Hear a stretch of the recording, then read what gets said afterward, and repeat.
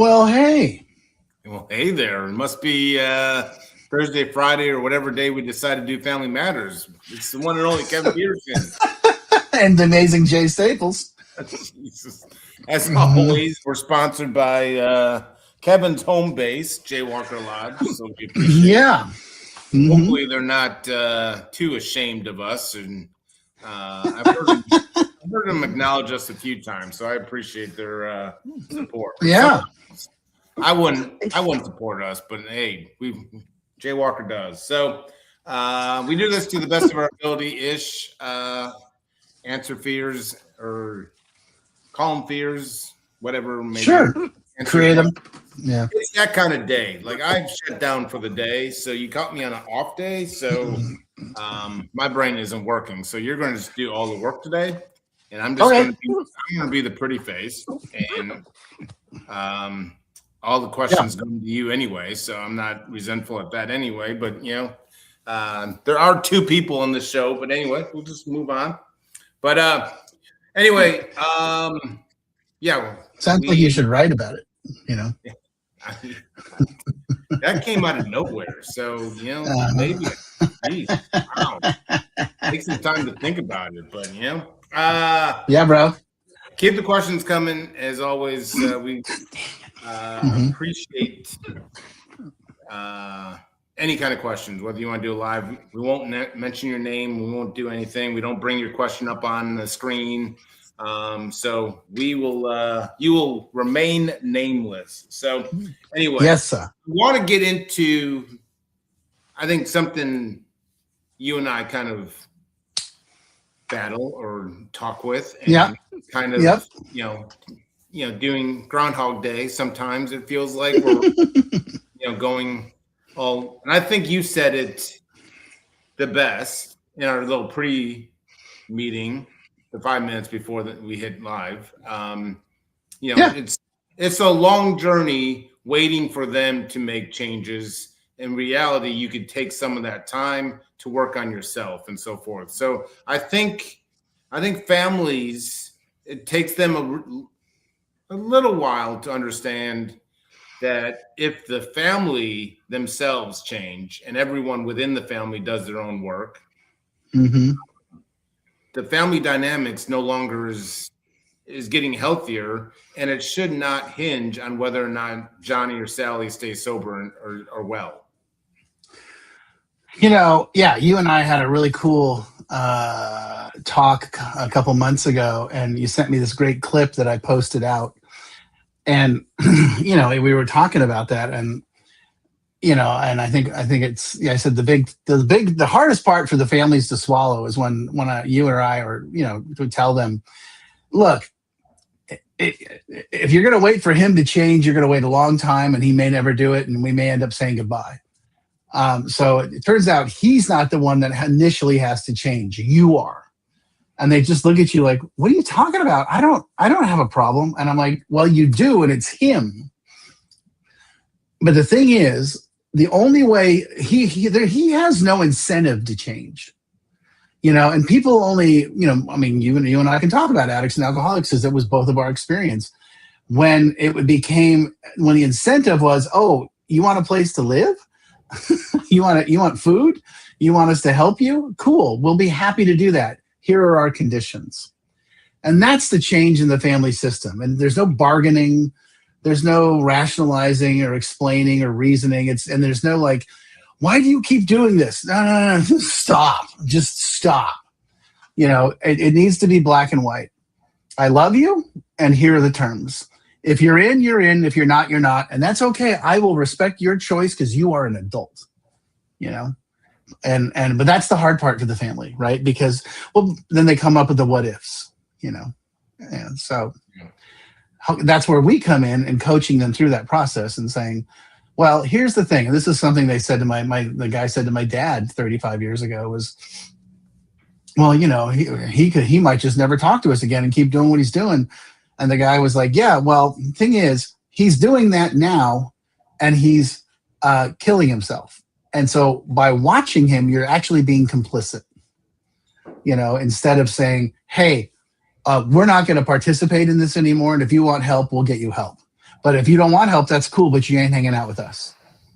And that's what made the difference. I mean, that's really what made the difference. So, and it's also, when we say kind of doing their own work or something, like if there's a struggle to implement boundaries or keep the boundaries or enforce boundaries, or if there is trouble around certain kind of really anything, then look into that and not trying to fight through it and try to, in a lot of cases, I think families kind of prolong the suffering and the addiction in a lot of these cases, trying to fight through it and so forth. If you need to take a look at parenting styles or trauma or whatever it may be, that's all going to come through. And I saw it. I mean, I saw it live within a family session when we had two of the kids, and the third one is currently in treatment,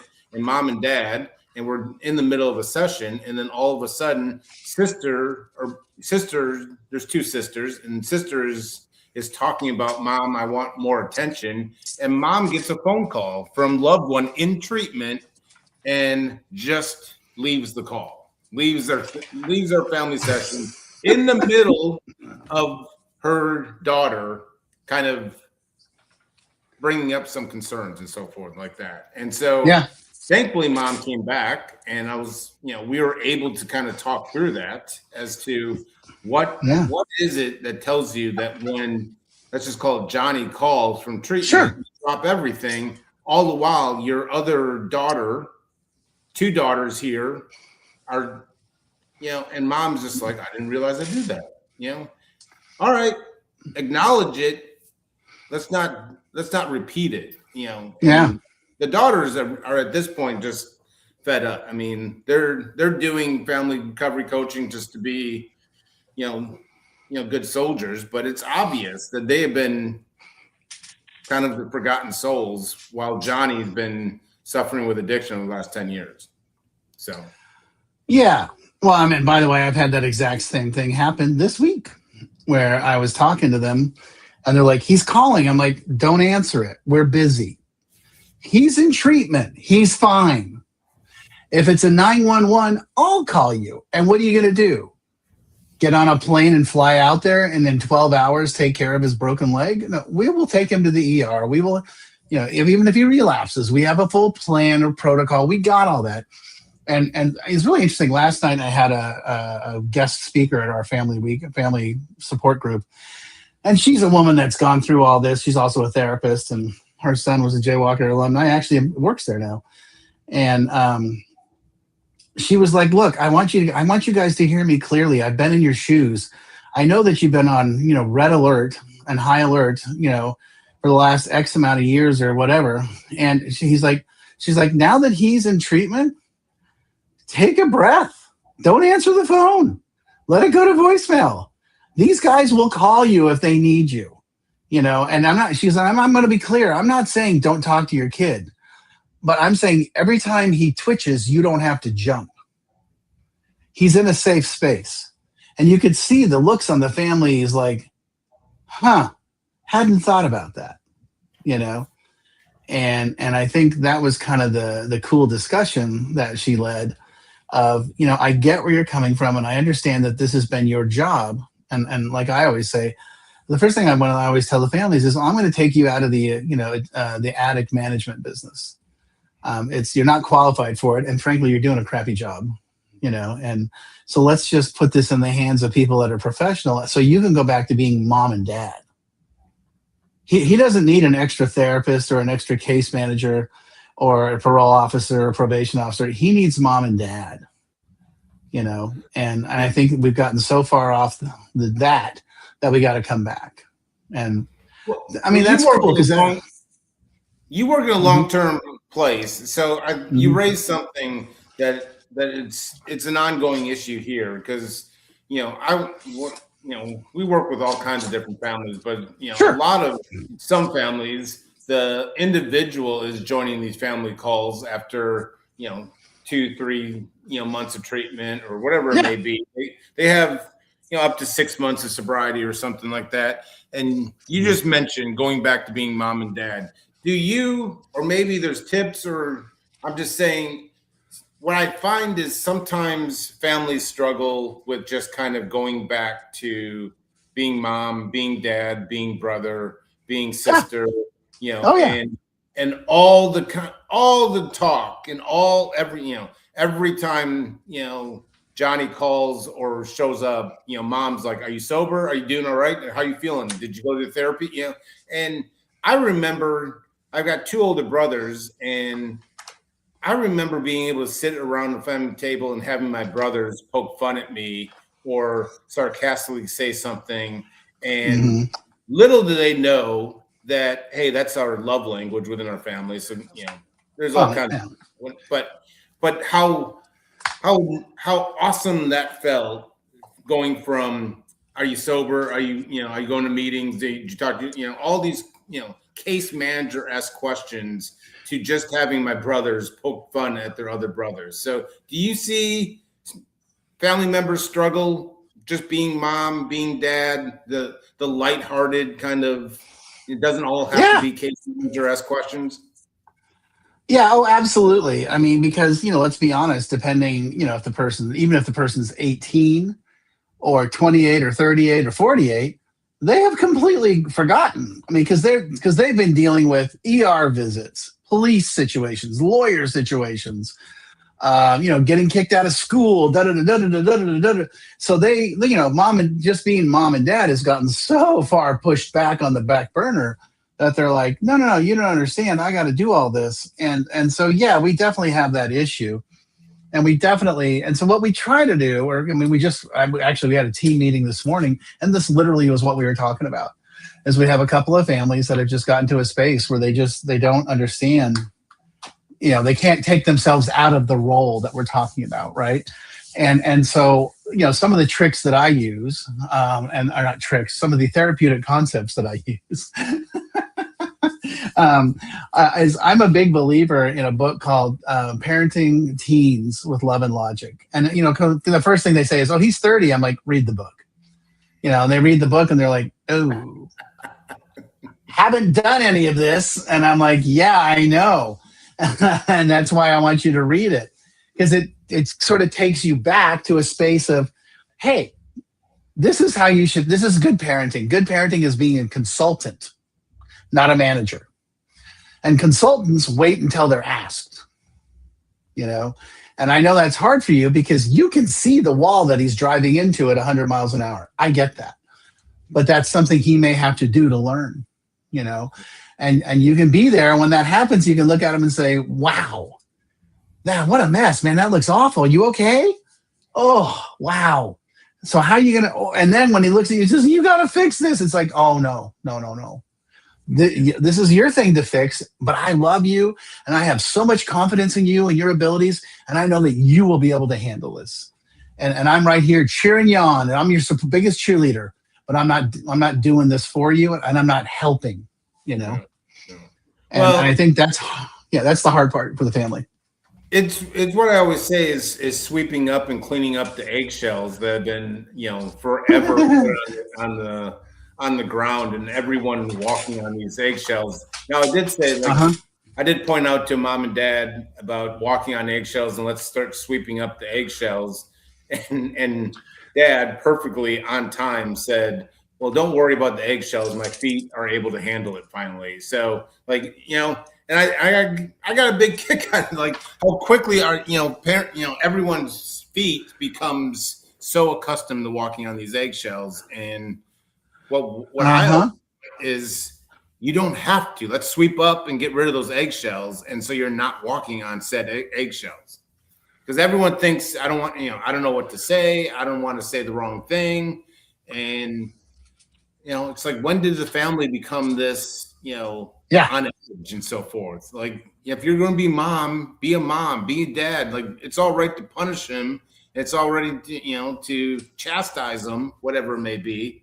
But, it doesn't all have to be about the addiction. And hopefully he's got other people, sponsors, community, fellowship, case manager. He's still in a treatment program, the treatment staff. You don't have to be all those case managers, probation officer, detective, private, all the roles that all these families are used to playing. So yeah. Oh yeah. I mean, that is absolutely. And I'll tell you, I mean, we're talking about this also this morning, is that one of the other big issues, right, is that sometimes whoever it is, or whoever is the primary enabler, or the chief manager, they quickly figure out in everything that I'm teaching them, that I'm going to put them out of a job. And that's when they're like, hold on, I don't really want to do this. I'm not interested. And I'm going to get rid of that chat. That's just, I swear to God, every chat we get is some sort of weird, off the wall, nothing to do with us stuff. It must be your followers. I mean, yeah, it's got to be. Yeah, yeah. Mine are wholehearted, just love them to pieces. But yeah, sure. That's why. Yeah, okay. Anyway, so I think that one was more for you than me. But. I tried reading that 15 times because I didn't know I was reading it right. Yeah, I know. I was reading it right. Anyway, the resistance comes internally from the family system, or it pretty much starts with, let's be honest, the mom, because the mom is the one who's spending their time managing things and handling things. And the first resistance I get is, well, Kevin, you don't understand. That's just called being a mother. And I'm like, oh, I totally understand, but he's 35. He doesn't need you like that. That was when he was 12. He's 35. He needs to start learning how to stand on his own 2 feet and not thinking that you're going to rush in and rescue him every time something goes south. And you're also not his therapist. You're not his case manager, and you're not his sponsor. So let's detach ourselves from those roles. And you're not his problem solver or his fixer. And every time he calls and starts bitching and complaining, you can say, "Oh gosh, you should talk to your therapist or your sponsor or your peers or your case manager." That's not me. I'm here to be mom. Mom says, I love you, and I think you're doing great, and I have great confidence in you, and I know you're going to crush this. And that's your job. That's it. It's not your job to get in there and, we don't need any help on the clinical team. We've got that figured out, Yeah.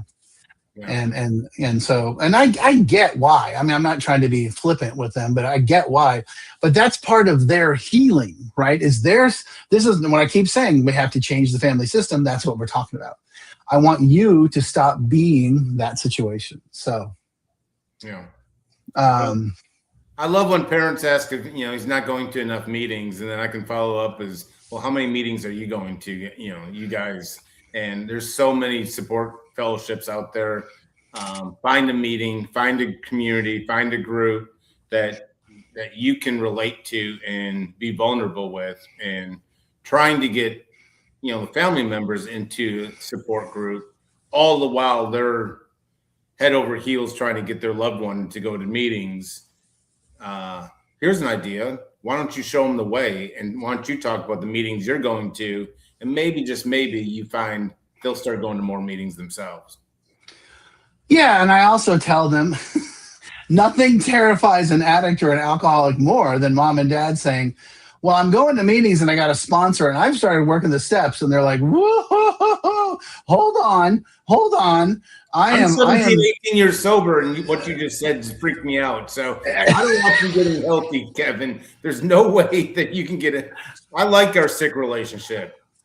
Man, I get it, man. I get it. And I totally understand that. And it's but nothing I've started to see a new therapist and work on my codependency and attachment issues with you. And, they're just like, no, I like those things. I like the fact that you do that stuff.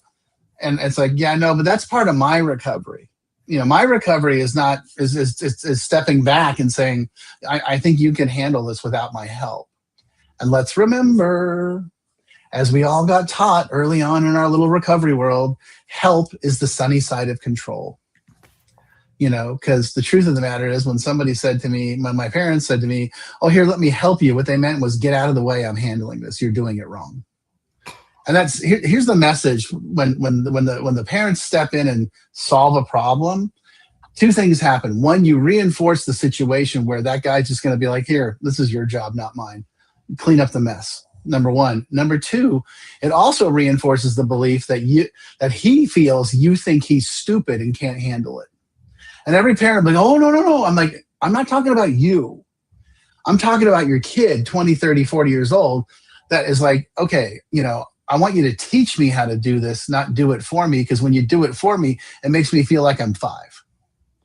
And that's, again, family system change, not alcoholic addict change.